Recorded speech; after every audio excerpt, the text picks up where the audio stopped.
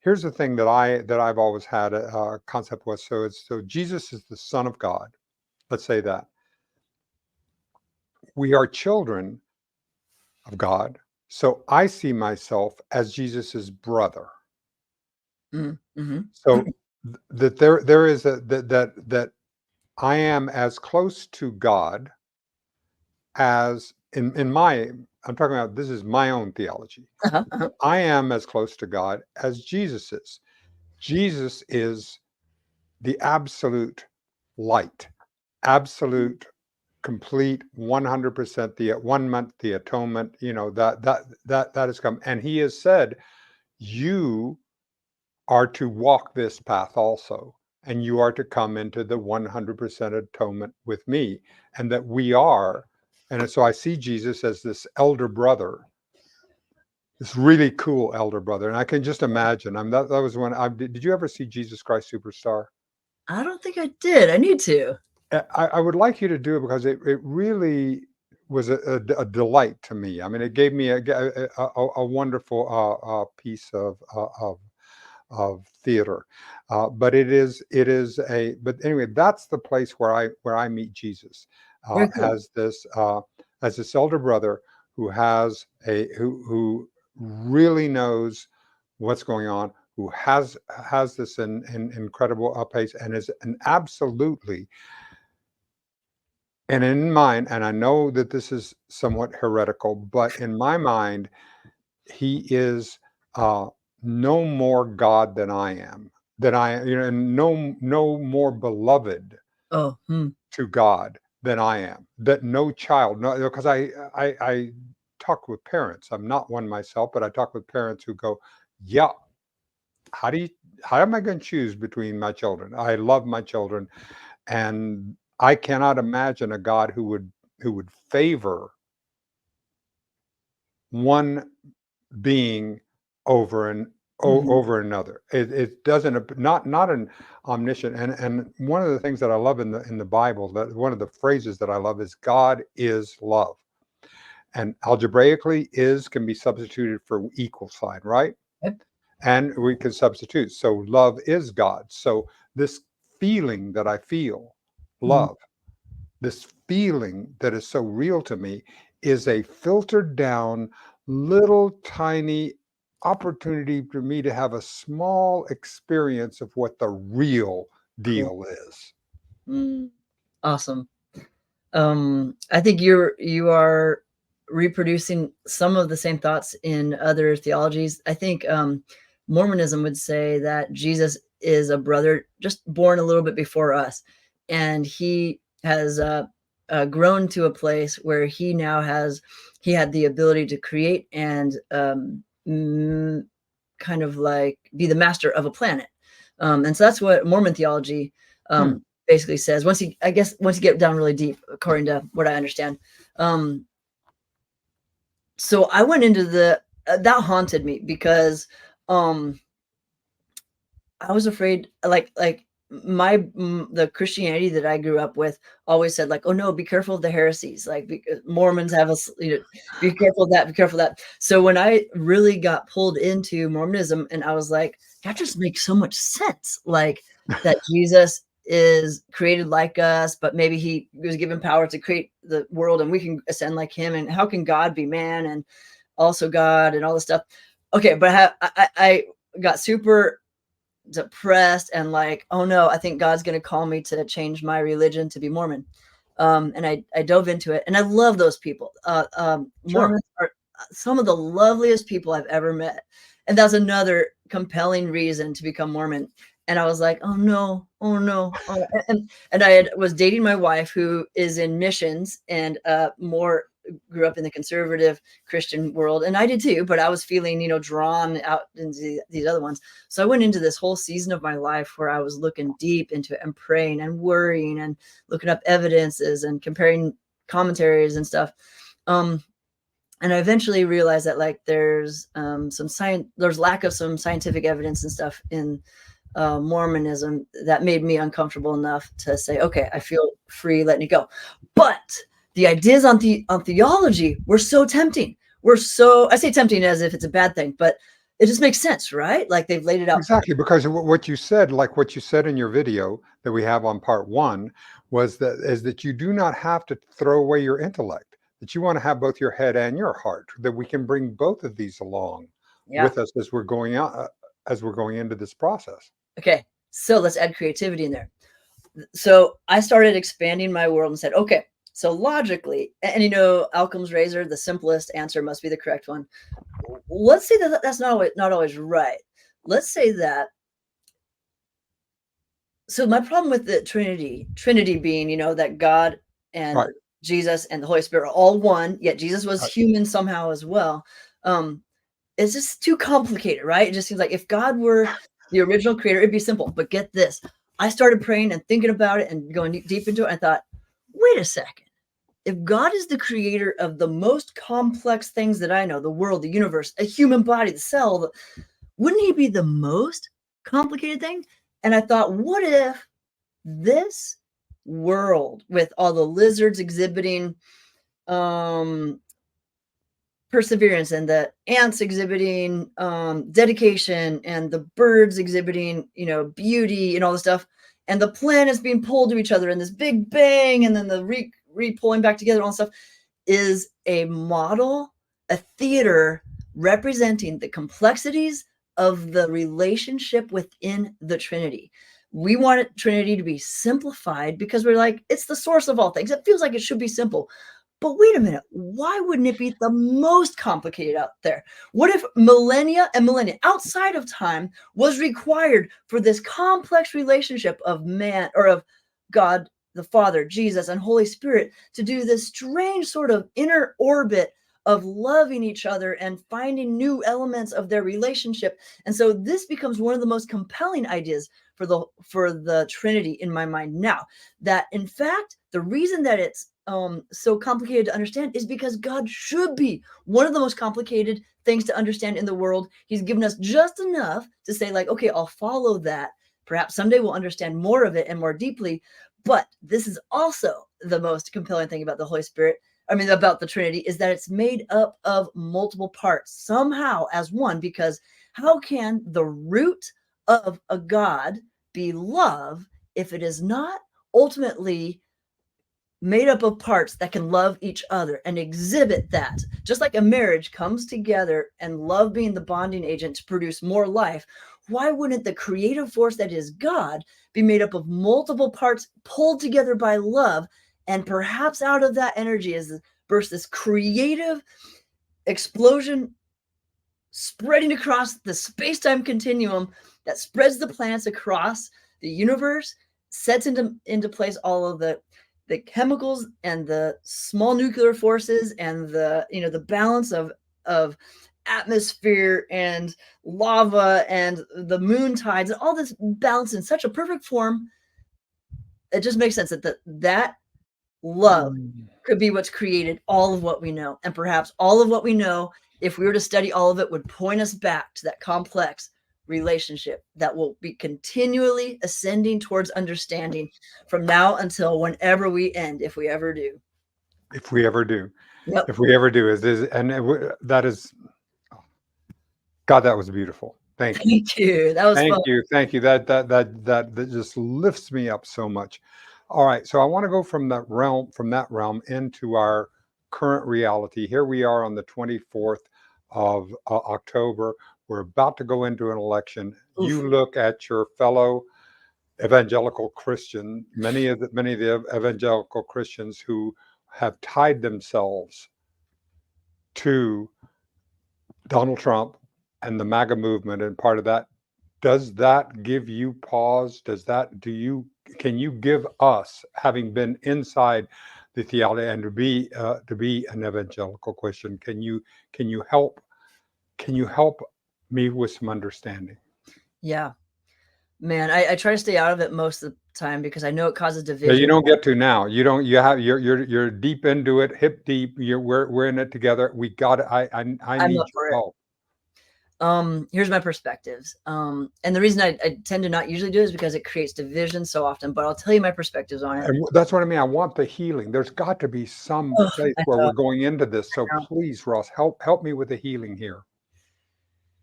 Oh, I'm definitely in I don't understand. The smartest some of the smartest, best people I know are so devoted to that evangelical candidate. And I don't even call myself evangelical, not comfortably. I don't Right. comfortably call myself Okay. evangelical. Thank you. Um,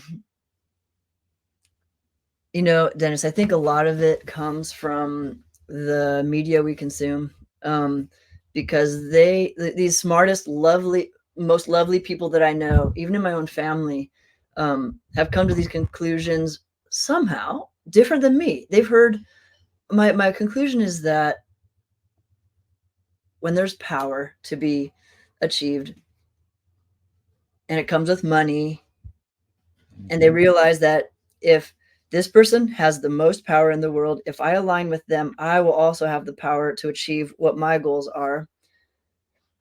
And when you see things that are not demonstrating those virtues that we think are good, but if you were to put those aside, you can still achieve your goals. And we think our goals are to do good in this I world. love that. If I can just put that, if I can just put that aside, and because that is me. I mean, you wake up in the morning and I go, boy, I need 2 or 3 good rationalizations to get through so I understand rationalization. Yeah.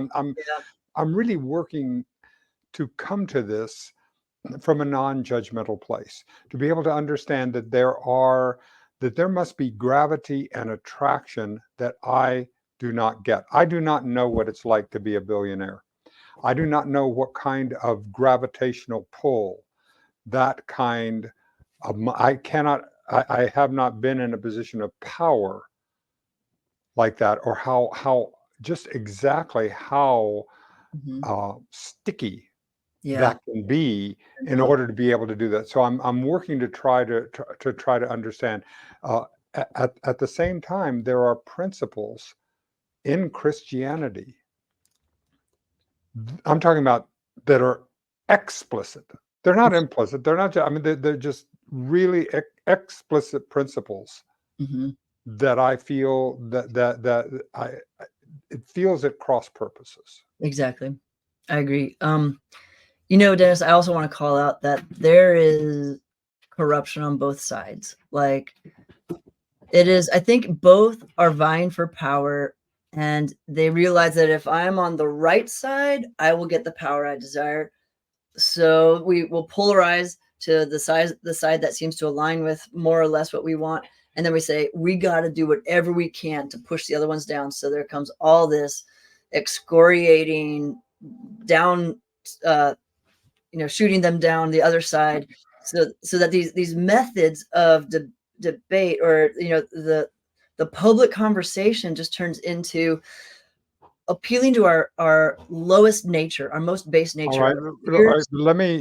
because I'm not taking issue with you on this, but at least in the words Mhm. of Kamala Harris, that there's that she wants to be with all, really to be a part of that. Yeah. However, that's not, and you have to understand, I'm both in the media. I spent my career in the media, so I know I am absolutely casting my own aspersions on myself. But the that that does not peace does not sell clicks. Right. Yeah, it's Fear sad. sells clicks, and as long the more I can say that it's a horse race, that I say it's a big divide, and there's really, as Mm, long as that is my business model, yep. then there's very little, then everything's going to be pushing in that level, so that we can get it. So it, both subliminally and liminally are going in this direction in order to push it to where it eats on our consciousness this Yeah. way. Um, I've had another idea lately that I think would be a good thing to introduce at this point. Um, I think that power corrupts, but I also think democracy is very difficult. I mean, that is the best we can come up in this world with a way to lead. But like, if the common man who's not a specialist in economics or foreign relations or any of the other things that our leader needs to have, if we're all voting from what we think is best, I don't know if we're going to get the best candidate. So I think both at the extreme go wrong. Monarchy, democracy. Democracy, I think, is the best this world has found to offer, because monarchy so often descends into corruption, and that destroys a nation. Right. And it is. I mean, just like they said that, we have the worst form of government except for all the others. Yeah. So let me tell you what I think is the best alternative, and I think it's an excuse for heaven. I think the best leader would be what God claims to be, all-knowing. So he knows my needs, he knows the systems, and he's all good.